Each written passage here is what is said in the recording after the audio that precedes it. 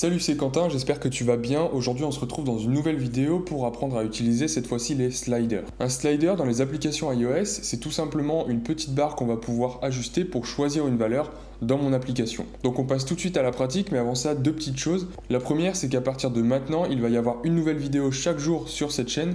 Donc n'hésite pas à t'abonner en cliquant sur le bouton juste en dessous et en activant la cloche. Surtout qu'il y a un gros projet qui arrive très bientôt sur cette chaîne, donc raison de plus pour t'abonner. La deuxième des choses, c'est que je suis en train de créer une formation complète pour apprendre le développement iOS et surtout vivre de sa passion. Mais pour que cette formation soit la plus complète possible et surtout la plus adaptée à tes besoins, j'ai créé un formulaire et du coup ça m'aiderait énormément si tu pouvais répondre aux 2-3 questions qui sont à l'intérieur. Ça te prendra pas plus d'une minute, je te le promets. Donc je te laisse mettre la vidéo sur pause, remplir le questionnaire et on se retrouve juste après pour la pratique. Alors ce qu'on va faire pour apprendre à utiliser un slider dans une application iOS, c'est tout simplement on va essayer de recréer un peu l'application Spotify. Donc j'ai créé un nouveau projet de type Single View Application, on va l'appeler Slider, sur le bureau, et la première chose qu'on va faire, c'est créer mon interface graphique. Donc pour ça je vais importer comme d'habitude quelques images, donc je vais dans mon dossier Assets.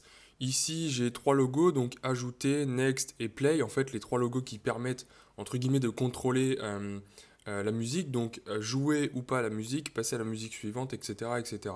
Donc ces boutons-là seront fictifs, mais voilà, on va juste les utiliser pour recréer une interface qui ressemble à celle de Spotify. Donc j'ai également importé le logo et une image, une cover pour une musique. Donc je vais glisser tout ça dans mon dossier Assets, voilà, donc on voit bien ici le plus, le play qui est là et le suivant qui est là.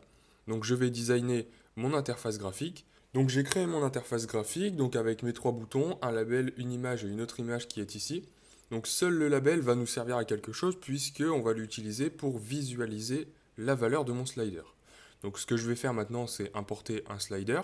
Je peux le redimensionner, donc agrandir sa taille en fait, sa largeur. On peut changer à peu près tous les paramètres qui sont ici. Donc on peut changer par exemple la couleur du bleu qui est ici. Donc je vais aller chercher le vert de Spotify, voilà, comme ça c'est accordé à mon design. Je peux changer aussi la couleur du bouton qui est ici et la couleur du gris qui est ici. Donc voilà, maintenant j'ai mon design et on va finir de configurer un peu mon slider en lui donnant donc une valeur minimale de 0, une valeur maximale on va lui donner 100 par exemple, et puis sa valeur initiale on va lui donner 0. Donc en fait ce slider là, alors un slider peut être utilisé pour sélectionner une valeur, mais on peut aussi lui donner une valeur. Et là en fait ce qu'on va faire c'est d'une part permettre à l'utilisateur d'avancer ou de reculer dans la musique, mais aussi de permettre à l'utilisateur de visualiser en fait où est-ce qu'on en est dans la musique. Donc on va changer d'une part la valeur de ce slider avec le code, mais aussi on pourra le changer de par une action faite par l'utilisateur. Donc maintenant on va connecter nos objets au code.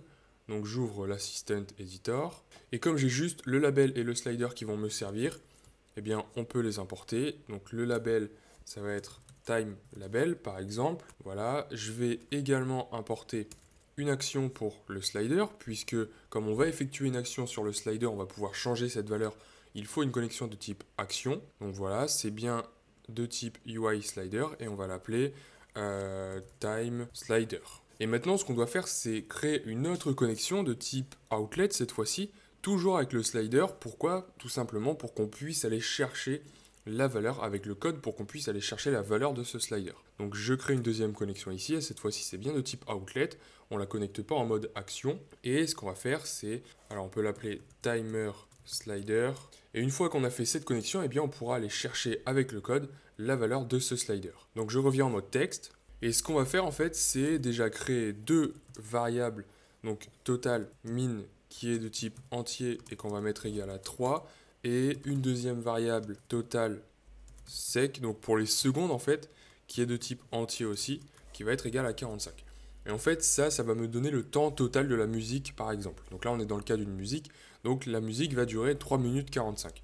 Pourquoi on a besoin de ces deux valeurs? Tout simplement pour qu'on puisse calculer le rapport entre la largeur de mon slider et la durée totale de ma musique.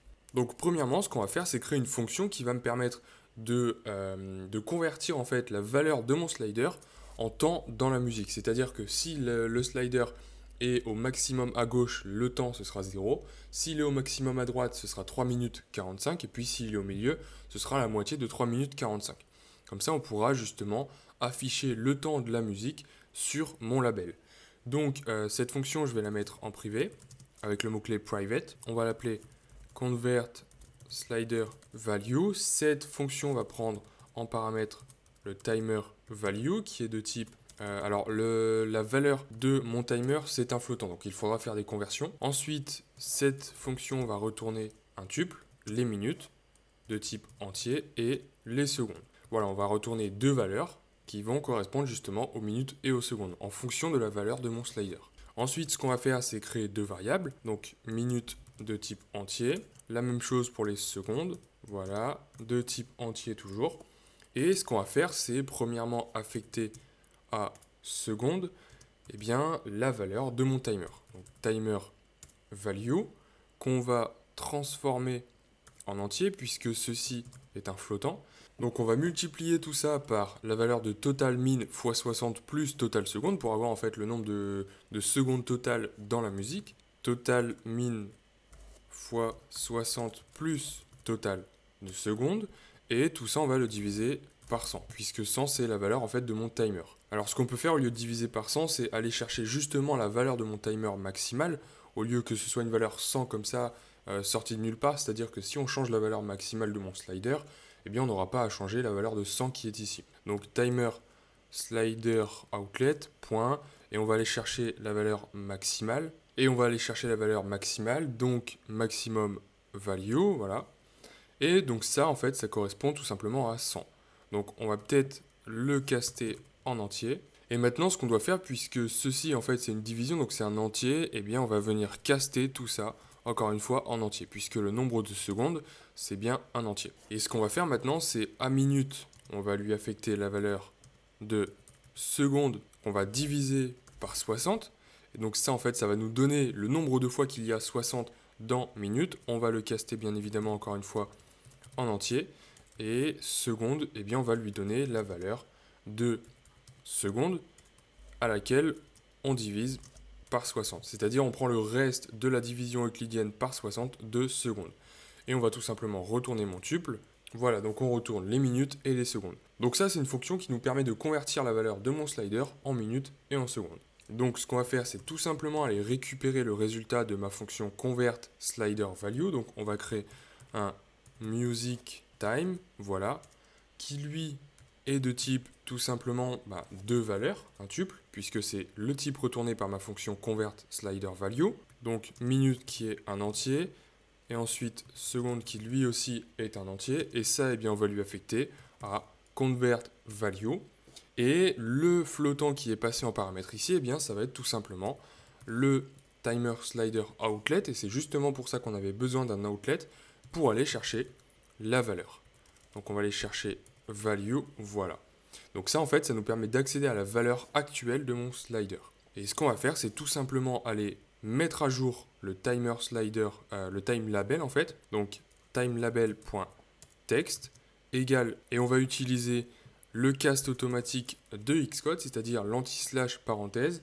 Donc on va mettre tout d'abord les minutes, donc music time.minute, 2 points, alors on va sortir des parenthèses, voilà, 2 points, on recommence, music time.seconde, et là du coup on va afficher les minutes et les secondes.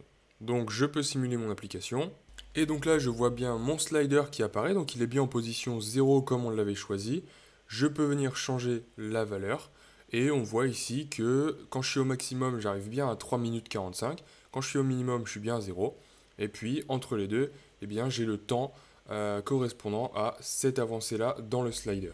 Donc j'espère que cette vidéo a répondu à tes questions, et maintenant si tu veux aller plus loin et devenir un expert, un pro dans le développement des applications iOS, eh bien j'ai créé pour ça, comme je te le disais en introduction, une formation. Donc cette formation elle est peut-être déjà à créer au moment où tu regardes cette vidéo, donc je t'invite à regarder dans la description. Il y aura un lien qui va te mener directement sur la formation si celle-ci est déjà créée. Et si elle n'est pas encore créée, si je suis encore en train de la faire, eh bien le lien te mènera vers une page d'accueil où tu pourras juste me donner ton adresse email.